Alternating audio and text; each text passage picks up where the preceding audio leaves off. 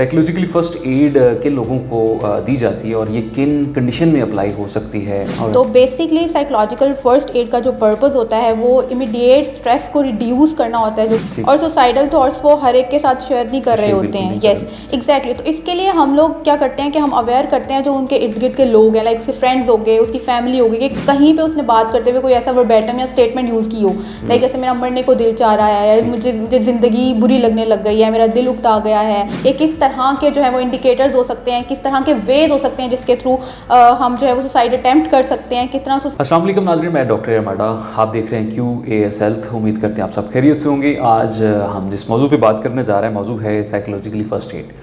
Psychologically first aid किन लोगों को दी जाती है और ये किन कंडीशन में अप्लाई हो सकती है, और हमारे यहाँ साइकोलॉजिकली फ़र्स्ट एड को कितनी अहमियत दी जा रही है। तो आइए आज इस पे बात करते हैं। हमारे साथ मौजूद हैं मिस अरफा जावेद, जो कि कंसल्टेंट साइकोलॉजिस्ट हैं।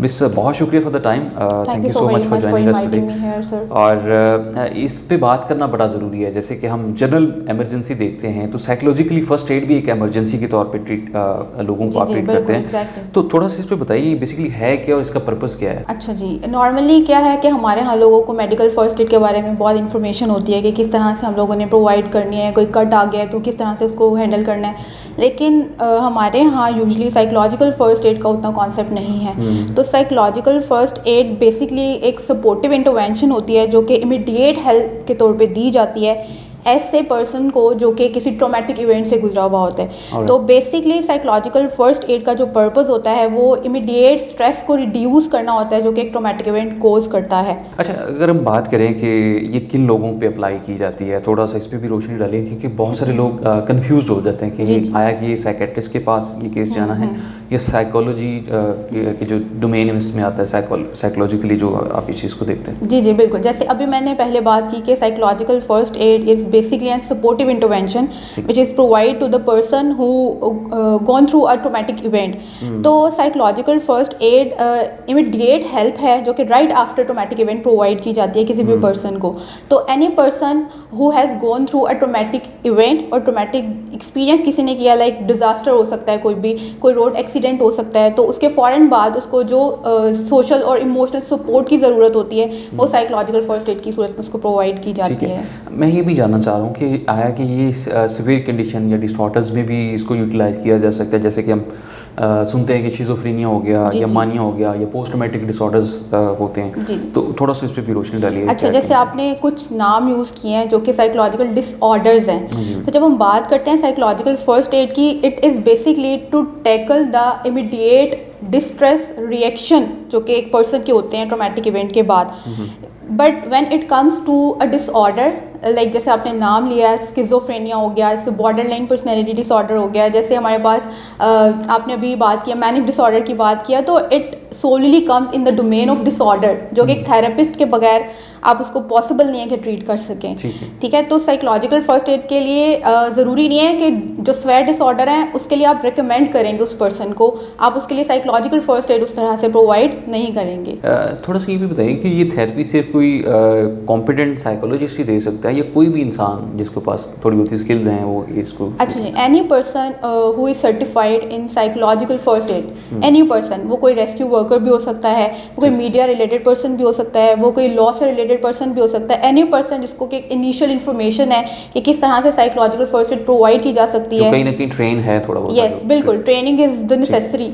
अच्छा, ये भी मैं पूछना चाह रहा हूँ कि हमारे यहाँ इस मेंटल इलनेस को या जो हम इस ट्रॉमेटिक इंजरीज़ की तरफ चले जाते हैं जैसे ट्रॉमेटिक डिसऑर्डर्स हैं, जी जी, तो हमारे यहाँ उस तरह से ना तो अभी लोग स्किल्ड हैं और ना ही पेशेंट इस चीज़ को इलनेस समझता है। तो आप कहाँ पे गैप देखती हैं कि इस चीज़ को कैसे कोप अप किया जा सकता है?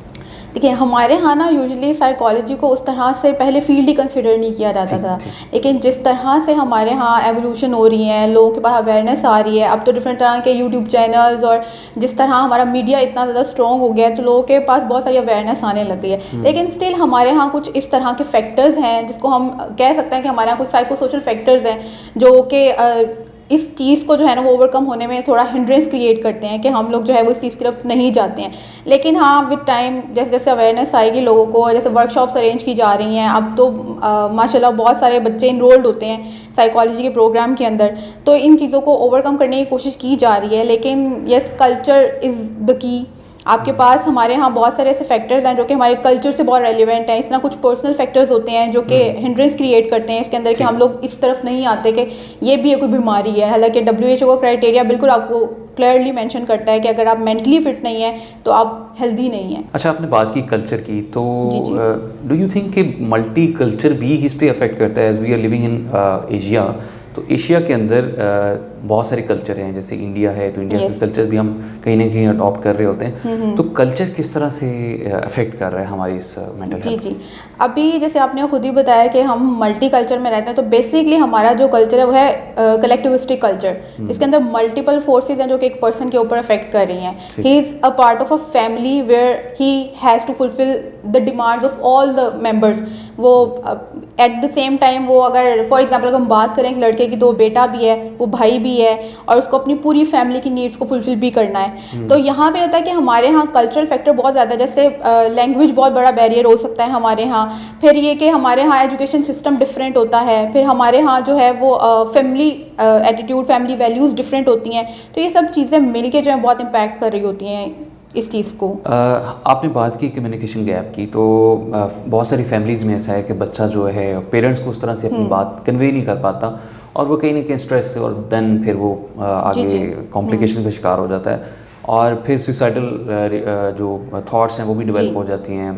आजकल तो बड़ी रेशियो ज़्यादा होती नज़र आ रही है।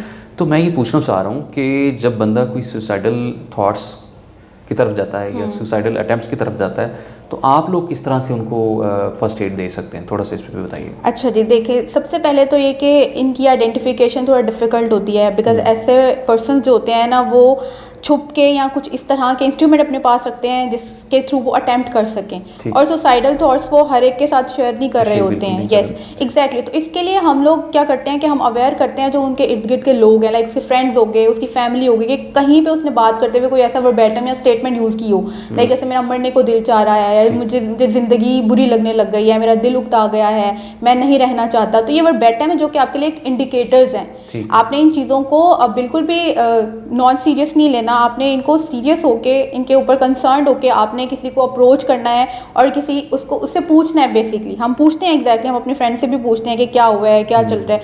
तो आपने इन चीज़ों को लाइटली नहीं लेना, क्योंकि ये वर्बैटम हम उसी सूरत में यूज़ करते हैं जब हम लोग बहुत ज़्यादा एग्जॉस्ट हुए हुए होते हैं या हमारे माइंड में कुछ चल रहा होता है, इमोशनली ड्रेन्ड हुए हुए होते हैं। तो इन इंडिकेटर्स को बेसिकली टैकल करना और पकड़ना बहुत ज़रूरी है अगर हम वाकई सुसाइडल रेट को कम करना चाह रहे हैं। तो अगर कोई फ़र्द जो खुद से किसी से रब्ता करना चाह रहा है किसी और अथॉरिटी से, तो वो किस तरह से कांटेक्ट में आ सकता है? कोई ये जो इदारे हैं वो किस तरह से उनको हेल्प आउट कर सकते हैं? अच्छा जी, अब जैसे अब मैं अगर अपनी यूनिवर्सिटी की बात करूँ तो हमारे यहाँ काउंसलिंग सेंटर है, तो हम लोग रेफ़र कर देते हैं। अगर इवन एज अ टीचर हम लोग अपने स्टूडेंट में देखते हैं इस तरह की कोई टेंडेंसीज, तो हम लोग उसको फ़ौरन से रेफ़र करते हैं। हम लोग एक अवेयरनेस वर्कशॉप अरेंज करते हैं, डिफरेंट सेमिनार्स कंडक्ट किए जाते हैं जिनमें लोगों को अवेयरनेस दी जाती है। अभी रिसेंटली हम लोगों ने कॉन्फ्रेंस कंडक्ट की थी सुसाइड के ऊपर। एग्जैक्टली उसका पर्पज़ ही यही था बेसिकली कि हम अवेयरनेस रेज करें कि किस तरह के जो है वो इंडिकेटर्स हो सकते हैं, किस तरह के वेज हो सकते हैं जिसके थ्रू हम जो है वो सुसाइड अटेम्प्ट कर सकते हैं, किस तरह सुसाइडल थॉट्स को टारगेट किया जा सकता है। तो बेसिकली इस कॉन्फ्रेंस का पर्पज़ ही यही था कि हम लोग जो है ना वो आम जो लोग हैं हमारे यहाँ, आम सोसाइटी के लोग हैं, उनमें ये अवेयरनेस रेज करें कि this is the common problem now. अब बहुत सारे लोग जो हैं वो सुसाइड की तरफ जा रहे हैं, तो हमें उसको रोकना है, उस चीज़ को रोकना है। कहा यह जाता है कि मर्दों में एज़ कम्पेयर टू द ख़वातीन के मर्दों में हार्ट अटैक्स की रेशो ज़्यादा होती है। जी जी। तो आप क्या समझते हैं कि इसके पीछे जो कि ख़वातीन जो वो रो धो के अपनी जो फीलिंग्स है वो एक्सप्रेस कर देती हैं, मर्द इस चीज़ को नहीं करते? क्या जो रोना वो भी एक हीलिंग के तौर पे ये साबित होता है? इस पर भी थोड़ी सी बात कीजिए। अच्छा जी, आपने बात किया है कि जो हमारे यहाँ मर्द हजरात हैं उनमें कार्डियक जो अरेस्ट है या कह लें कार्डियक इशूज़ हैं वो बहुत ज़्यादा होते हैं। तो whenever it comes to a problem, वो कोई एक फैक्टर नहीं होता, उसके पीछे मल्टीपल फैक्टर होते हैं, जिसको हम ब्रॉडली कह सकते हैं बायोलॉजिकल फैक्टर्स हो सकते हैं। हमारे यहाँ एग्जैक्टली ये होता है कि जो मर्द है ना, उनकी सोशलाइजेशन उतनी स्ट्रांग नहीं होती है, वो कम्युनिकेट उतना अच्छे से नहीं करते हैं, या वो लाइक जैसे अगर ऑफिस वर्क में भी हैं तो वो क्या कर रहे होते हैं कि ऑल द टाइम अपना काम कर रहे होते हैं, ब्रेक में थोड़ा बहुत एक दूसरे से कम्युनिकेट कर लिया, सोशलाइज कर लिया।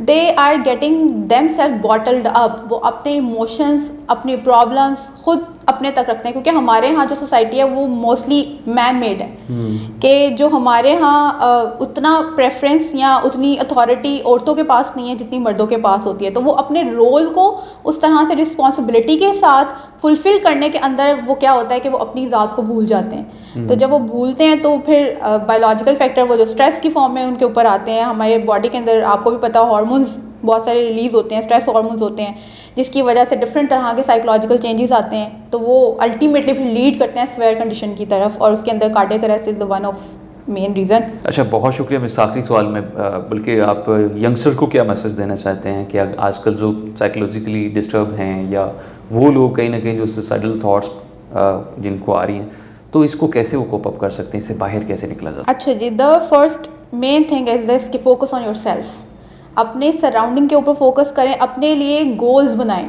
जिनको वो फुलफ़िल करें, अपने छोटे छोटे स्टेप्स रखें अपनी लाइफ के अंदर जिनको वो फुलफ़िल कर सकते हैं, जिनको वो अचीव करें। जो हमारे यहाँ ना हम लोगों ने अपना अटेंशन और अपना जो डायरेक्शन है उसको डाइवर्ट कर लिया हुआ है मल्टीपल चीज़ों की तरफ। तो be focused and make different goals for your self, जो कि हेल्दी गोल्स हैं। हम लोग को अनहेल्दी गोल्स की तरफ नहीं जाना, हम लोग को हेल्दी गोल मेकिंग करनी है और उसको फिर अचीव करने के लिए हेल्दी स्टेप्स को अटेन करना है। And definitely go for help if you are in need of help. कोई इसके अंदर बुराई नहीं है और कोई किसी तरह का कोई बुरी बात नहीं है कि अगर आप किसी को अप्रोच कर रहे हो, अगर आपको किसी भी तरह की साइकोलॉजिकल हेल्प की ज़रूरत है तो go for it if you are in need of help. ठीक है, बहुत शुक्रिया जी। हमारे साथ मौजूद थी Miss Alfa Javed, consultant psychologist, हमें बता रही थी कि किस तरह से हम जो स्ट्रेस से हम निकल सकते हैं, या अगर आपको जो सुसाइडल थॉट्स आ रही हैं तो उससे हम कैसे बाहर निकल सकते हैं और इसको कॉप अप कैसे कर सकते हैं। और फिर हमने बात की कि साइकोलॉजिकल फर्स्ट एड क्या है, किन लोगों पे अप्लाई की जा सकती है और ये किन किन कंडीशन में हेल्पफुल हो सकती है। तो आज का जो शो है उम्मीद करते हैं आपके लिए बड़ा ही मुफीद साबित होगा। अपने मेज़बान डॉक्टर AR माडो को इजाज़त दीजिए। अल्लाह ने